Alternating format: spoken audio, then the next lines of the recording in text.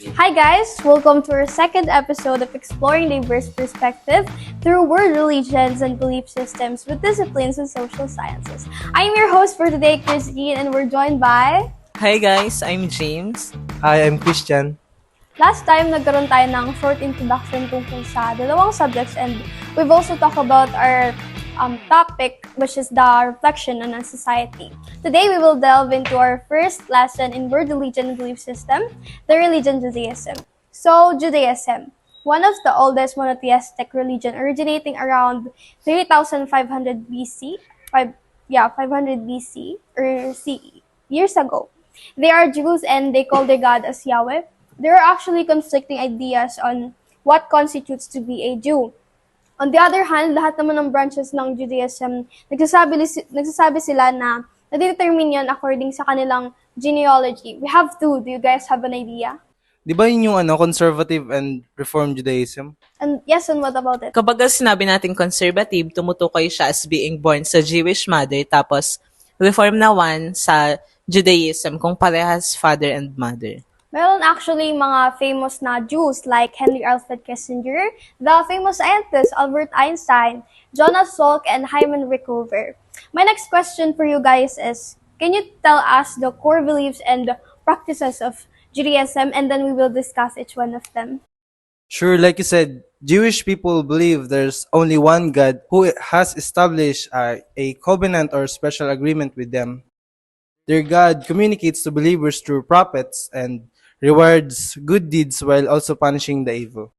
Okay, since you mentioned that their God communicates through the believers, which is the prophet, can you give me one example of a prophet?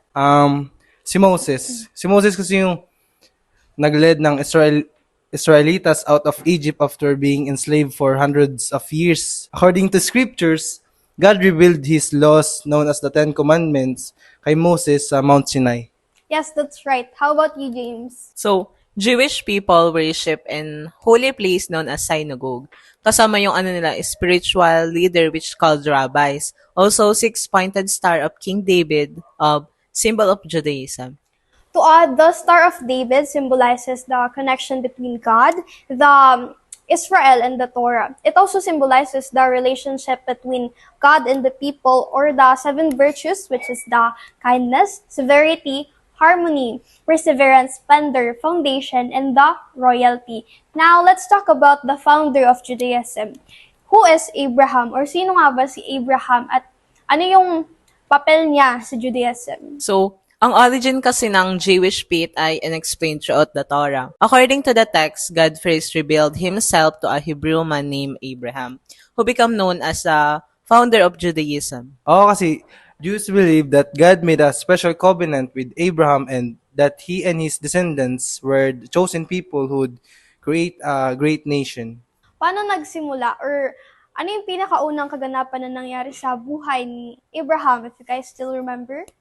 According kasi sa Genesis chapter 12 verse 1, God came to Abraham to order him to leave the Haran, his country and his father's house para pumunta sa lupain na pinakita sa kanya which is none other than the country of Canaan. And sobrang tanda na nila para magkaanak, kaya talagang miracle of God pag nagkaroon sila. Nevertheless, pinagkatiwalaan ni Abraham ang Diyos.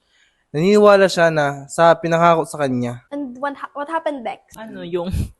Nung hindi kaagad nangyari yung pinangako ng Diyos, naging impatient siya. Tapos, since si Sarah, hindi pa rin siya magkaanak. So, sinabihan niya si Abraham to sleep with their handmaid so they might get a child from the union. A son was born from this union. His name was Ishmael. Kaso nga, hindi ngayon God's plan. Kaya nung tinupad ng Diyos na magkaroon sila ng anak ni Sarah, which is naging si Isaac, tinest pa ng Diyos sa Abraham, tapos pinapunta sila sa bundok at inutusan siyang sunugin yung anak niya. Which hindi siya nagdalawang isip. Pero hindi naman niya talaga pinatay kasi test nga lang yun ng Diyos. That's correct. Now, let's move forward to another question. Jewish people observe several important days and history. What are those? Feast of Passover typically occurs on March or April, last 7 or 8 days. Celebration of Jewish freedom after slavery in Egypt.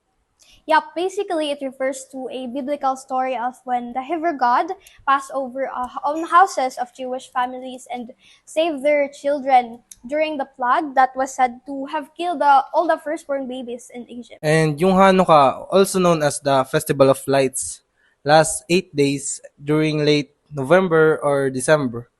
This commemorates the rededication of the Jewish temple in Jerusalem after the Maccabees defeated the Syrian Greeks. For my last question, what are your insights about Judaism having connection to Christianity? Ang alam ko kasi parang medyo same lang sila ng Christianity pero meron silang ibang part na hindi na pagkakasundo. In terms of that, all they are almost alike. Pero, gaya nga ng sinabi mo is meron silang hindi pinagkakasunduan. One of the example is in Jews. They are still waiting for the arrival of the Messiah. Pero di ba sa Christianity, we all know that Jesus Christ is the prophesied in the Old Testament.